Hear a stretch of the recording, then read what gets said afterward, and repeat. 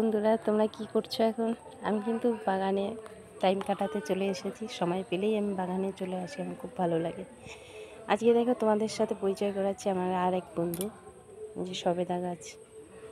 ছোট্ট ছোট্ট গুটি ধরেছে, যে এখানে আছে দুটো, এর পাশে কয়েকটা আছে, দেখা যাচ্ছে না।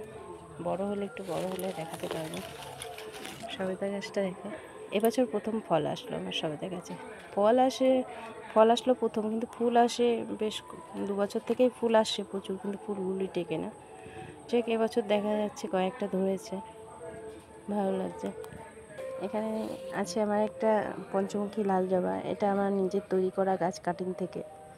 কত কুড়ি দেখো গাছটাতে, প্রচুর ফুল ফোটে গাছটায়, এখনও অনেক কুড়ি রয়েছে।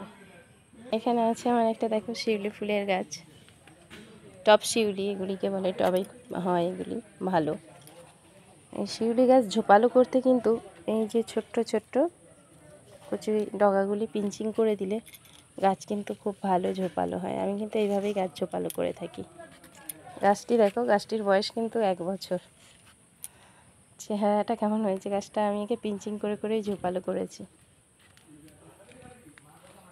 আচ্ছা বন্ধুরা, তাহলে আজকের মতো আসি।